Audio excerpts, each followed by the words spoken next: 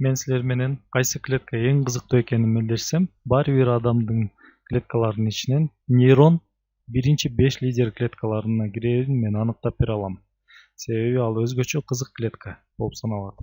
Нейрон биздин мээбизди жана нерв системабызды түзөт жана биздин ойлонгонубузга жана сезүүбүзгө жооп берет. Башкача айтканда биздин жашообузга толук жооп берет. Ошондуктан нейрон биздин эң кызыктуу клеткаларыбыздын бири. Эң башында ал кандай түзүлүштө экенин айтып берейин, далилдеп берейин. Албетте ал өзгөчө түзүлүшкө ээ болот. Бардык эле нейрондор мындай түзүлүшкө ээ боло бербейт. Андан кийин нейрондор кантип милдеттерин аткара турганын айтайын, себеби алардын иши сигналдарды берүү болуп саналат. Ошол сигналдар ар кандай болушу мүмкүн. Мен нейронду тартканга аракет кылайын. Жакшы түс менен тарталы. Тартып аткан кист дагы ичкерээк болсун. Мына ошентип нейронду тарта баштадык. Ал болжол менен мындай болот. Ортосунда денечеси болот. Бирок биз биринчи ядросун тартып алалы. Башка клеткаларда эле мунун да ядросу болот. Денеси нейрондун негизгиси бөлүгү болуп саналат. Клеткалардын урчуктары болот. Алар денеден бутактанып кете берет. Болжолдоп мындай көрүнүштө болот. Убактыбыздын көбүн сүрөт тартууга кетирбейли, силер нейрондун схемасын башка жерден деле көргөнсүңөр. Денеден кеткен урчуктарды дендриттер деп аташат. Алар бутактанып эле кете беришет. Мен чындыгындай кылып тартканга аракет кылып жатам. Буга убакыт кетип жатат. Мына бул акыркы урчугун тартып атабыз. Мына булар дендриттер. Мен негизи деп жатканымдын себеби биологияда кээ бир убакытта клеткалардын өзгөчө бөлүктөрү башкача кызмат аткаруусу мүмкүн. Дендриттер нейрон кайсы жерде сигнал алса, ошол жерде жайгашат.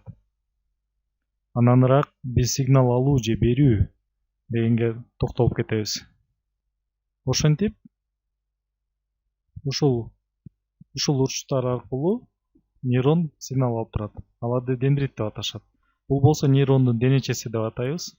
Нейрондун негизги бөлүгү ал схемага белгилеп коелу. Азыр болсо нейрондун куйругуна окшош нерсени тартып коем. Аны биз аксон деп атайбыз. Бул клетканын бөлүгү кызыктырууну пайда кылат. Размери боюнча нейрон ыңгайлуу эле болуп саналат. Бирок аксондор аябай узун келишет. Кээ бир учурда алар кыска болушу мүмкүн. Мисалы, адамдын мээсинде кыска аксондор кезигишет. Омуртка тутумундагы аксондор аябай узун болушат. Мисалы, динозаврдын буту колундагы аксондор. Алардын узундугу бир нече футка жетиши мүмкүн. Бардык эле нейрондордо ушундай узун болушу мүмкүн эмес, бирок кезиктирсе болот. Клетканын ушул бөлүгүндө сигнал көп ченем аркылуу өтөт. Эми мен аксонду белгилеп кетейин. Болжолдоп ал мындай түзүлүштө. Аяк жагы аксондун терминалы деп аталат. Ошол жер аркылуу башка нейрондун дендриттери менен байланышат. Же болбосо башка ткандын түрлөрү менен, мисалы, бул булчуң менен. Эгерде ал аны иштеткенге мажбур кылса. Ошентип аксондун аягында аксондук терминал жайгашат. Жакшы эле болдуго дейм, схемага жазып коелу. Мына бул аксон дейли. Бул болсо аксоналдык терминал. Мына жазып койдук. Нейрондун денечеси менен аксондун бириккен жери болот.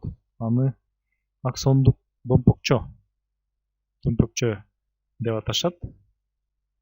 Аксон кантип пайда болот? Аны дагы схемага белгилеп коелу. Кантип импульстар берилерине токтолуп кетели.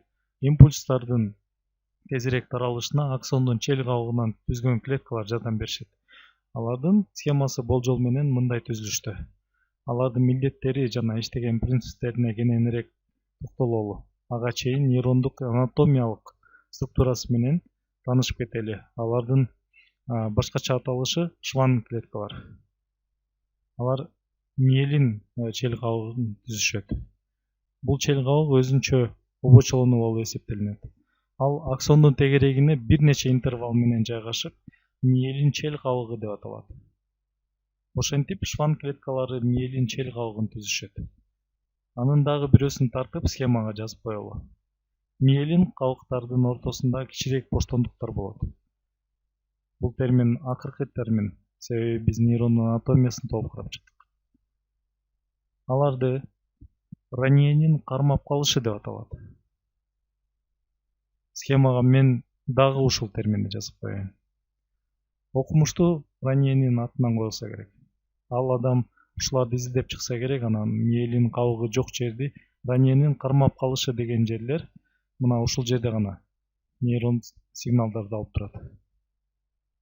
Термин сигнал эмнени билдириши мүмкүн?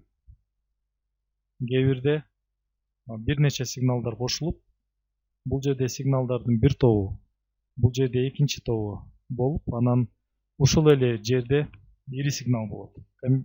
Комбинациялар түзгөндө сигналдар болот. Бардык сигналдардын кошулушу дөмбөкчөлөргө жетип, алар күчкө ээ болушса стимул берет. Ишин күчөтүп, аксонго жетет.